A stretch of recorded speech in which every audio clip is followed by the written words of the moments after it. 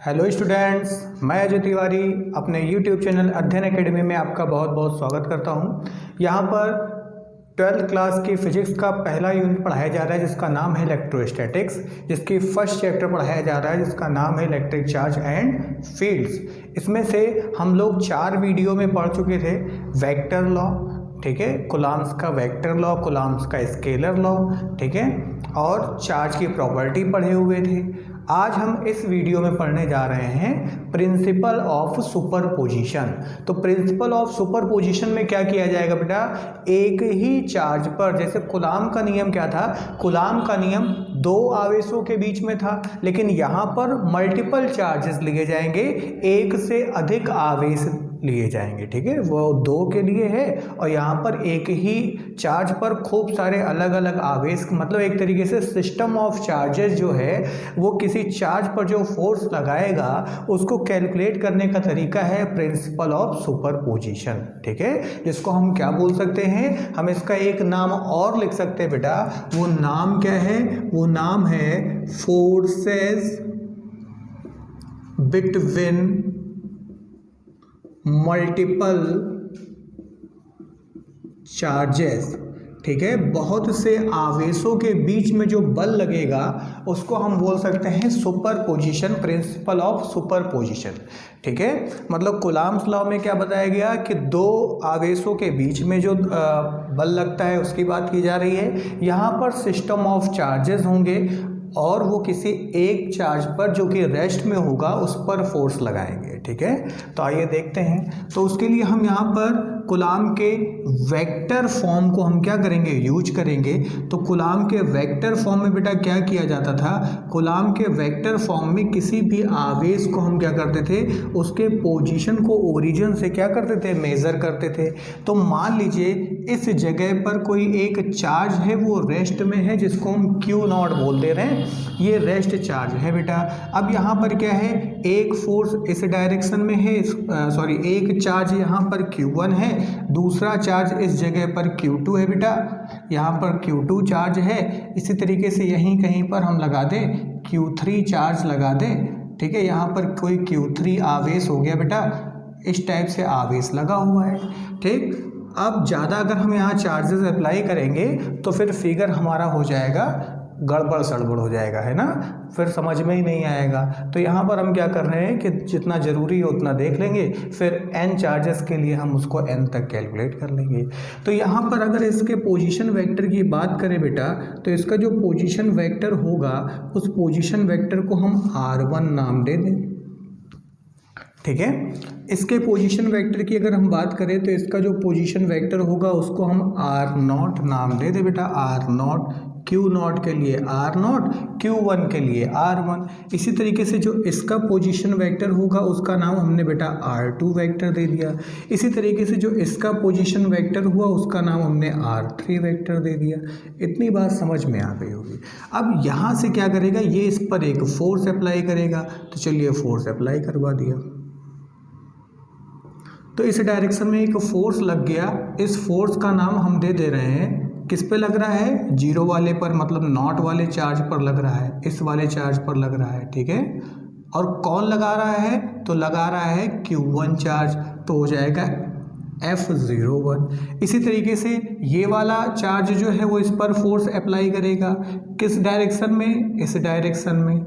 कितना force apply करेगा बेटा, F02 मतलब Q0 आवेश पर बल लगा रहा है, कौन लगा रहा है, Q2, electric force on Q0 due to Q2। इसी तरीके से ये भी फोर्स अप्लाई करेगा, इस डायरेक्शन में मान लीजिए फोर्स अप्लाई कर दिया F03। तो खूब सारे अगर हम चार्जेस ले लें तो इस Q0 पर जो कि कहाँ पर है, रेस्ट में है, इस पर जितना भी फोर्स अप्लाई हो रहा है उसको हम प्रिंसिपल ऑफ सुपरपोजिशन से ला सकते हैं। इसका मतलब हम क्या बोल सकते हैं कि इस अकेले आवेश पर जो अन्य आवेश बल लगा रहे हैं बेटा, वो क्या हो जाएंगे, उनके बीजीय योग के बराबर हो जाएंगे, एल्जेब्रिक सम के बराबर हो जाएंगे, या वेक्टर सम के बराबर हो जाएंगे, वेक्टर सम के बराबर हो जाएंगे, या बीजीय योगफल के बेटा बराबर हो जाएंगे। इतनी बात समझ में आ गई। तो सुपरपोजिशन का जो प्रिंसिपल है वो क्या कहता है, तो सुपरपोजिशन का प्रिंसिपल जो है वो कहता है कि force, net force on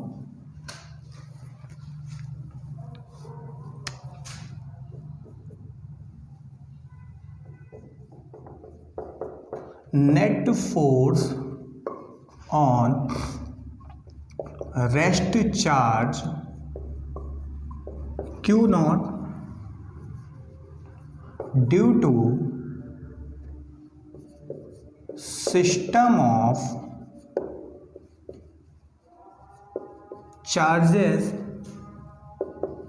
is vector sum of forces on that charge. तो वो चार्ज कौन है, अकॉर्डिंग टू डायग्राम बेटा Q नॉट है। That charge due to charges,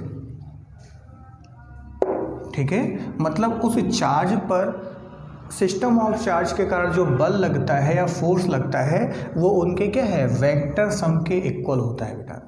ठीक, तो अब हम इस चीज़ को करने के लिए क्या करेंगे, कूलम्ब्स लॉ लेंगे और उसकी वेक्टर फॉर्म ले लेंगे बेटा। तो कूलम्ब्स लॉ की वेक्टर फॉर्म को समझने के लिए हम एक यहाँ पर फिर से लिख दे रहे हैं कि मान लीजिए ये कोई चार्ज है Q1 और ये कोई चार्ज है Q2, और यहाँ से यहाँ की ओर जब फोर्स लगेगा तो 1 से 2 पर लगेगा, तो 1 से 2 लिखेंगे बेटा, 1 से 2 लिख देंगे। और जो वेक्टर फॉर्म ऑफ कूलम्ब था, vector form of coulomb, vector form of Coulomb's law अगर नहीं देखा है तो फोर्थ वीडियो में जाके देखें जरा। Vector form of Coulomb's law तो वो क्या था बेटा कि वो हुआ करता था F, अब 1 से 2 पर अगर लग रहा है तो बोल देते थे 1 2, और होता था K Q1 Q2 upon R12 का बेटा होल स्क्वायर, और साथ में R12 का यूनिट वेक्टर। ठीक है, ये तरीका हुआ करता था हम लोग जब कूलम्ब्स लॉ की वेक्टर फॉर्म पढ़ते थे। तो ये बेटा एक तरीके से हमने क्या किया है, फॉर्मूला लिख दिया है आपको समझाने के लिए। अब अकॉर्डिंग टू स्टेटमेंट, अब इस स्टेटमेंट के हिसाब से क्या होना चाहिए, तो according to statement, according to statement बेटा, according to statement total force क्या हो जाएगा, F नॉट पर टोटल फोर्स क्या हो जाएगा, इस पर जो कुल फोर्स लगेगा, ठीक है, तो वो क्या होगा बेटा F01, F02, F03। अब हमने सिस्टम ऑफ चार्जेस लेने हैं, ऑफ चार्जेस स्मॉल n, इसलिए हमने यहाँ n कंसीडर कर लिया है। फिगर में हम n नहीं दिखा रहे हैं क्योंकि गुजमुजवा हो जाता पूरा, है ना, छिछिया जाता पूरे में तो समझ में ना आता। तो ये चीज़ हो गई। अब हम क्या करेंगे, F01 कैलकुलेट करेंगे, F02 कैलकुलेट करेंगे, F03 कैलकुलेट करेंगे, और सिमिलरली F0n कैलकुलेट कर लेंगे। यहाँ उठा करके रख देंगे, आंसर आ जाएगा। ठीक, तो ध्यान रखेंगे, इसको हम लोग करने जा रहे हैं। इक्वेशन नंबर फर्स्ट मान लिया। तो अब पहले मोटी मोटी बात समझ लें कि किसी भी एक रेस्ट चार्ज पर अगर सिस्टम ऑफ चार्जेस के बीच में कोई एक रेस्ट चार्ज लगा हुआ है तो जाहिर सी बात है कि इस टाइप का एक दूसरे वीडियो में शायद या तीसरी वीडियो में हमने एक क्वेश्चन बताया था, वह स्क्वायर वाला, इसके एक कॉर्नर पर हमको फोर्स लेके आना था। तो जिस भी कॉर्नर पर हमको फोर्स लाना होता है उसको फिक्स मान लेते हैं, जो फिक्स होता है उसी पर फोर्स सब कोई अप्लाई करते। तो ये रेस्ट है, रुका हुआ है, अब इस पर बाकी चार्जेस जो हैं वो फोर्स अप्लाई कर रहे हैं। तो जो भी फोर्स अप्लाई कर रहे हैं उसका जो वेक्टर सम होगा ना, वो total force on this charge, ठीक है, इस चार्ज के ऊपर जो लग रहा होगा टोटल फोर्स, उसके ऊपर जो फोर्स लग रहा है उसके बराबर होगा उसका सम। तो अब हम लोग एक एक करके चीज़ों को निकालेंगे। तो ये तो हो गए बेटा इसकी वेक्टर फॉर्म, ठीक है। अब हम लोग एक एक चीज़ को करके निकाल रहे हैं। आप इसका स्क्रीनशॉट ले लें या पॉज करके नोट कर लीजिएगा।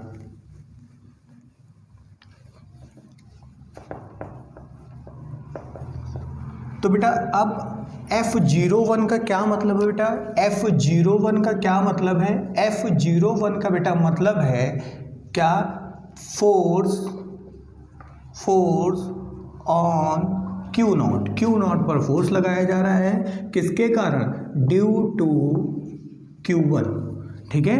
तो F01 क्या होगा बेटा, F01, तो यहाँ पर जो इसका जो पोजीशन वेक्टर होगा या जो वी वेक्टर होगा वो क्या हो जाएगा बताइए, 1 to 0, ठीक है।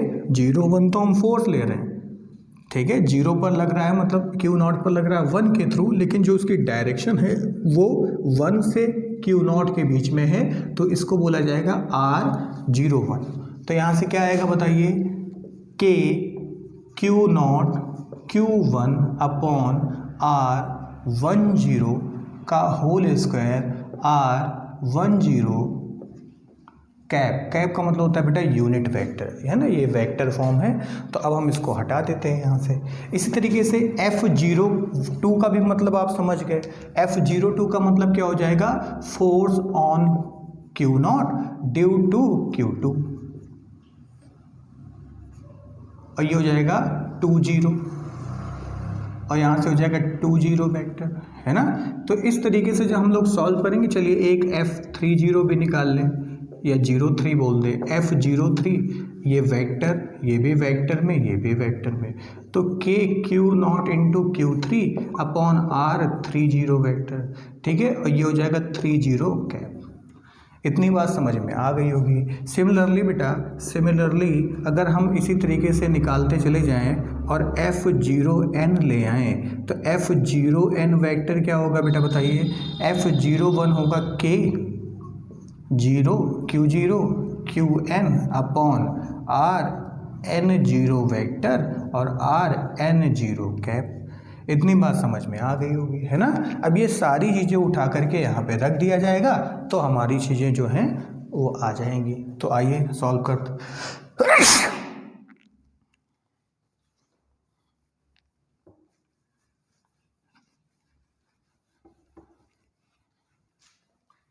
तो फ्रॉम ए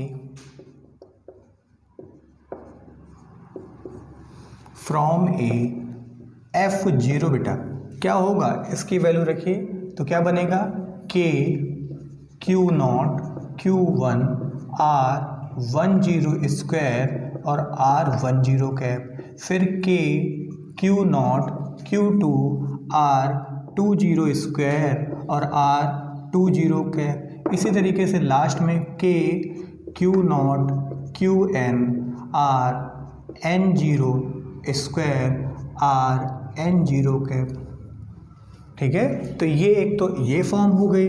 अब यहाँ से क्या कॉमन हो रहा है, तो F0 क्या कॉमन हो रहा है, K कॉमन हो रहा है बेटा, और साथ में Q0 कॉमन हो रहा है,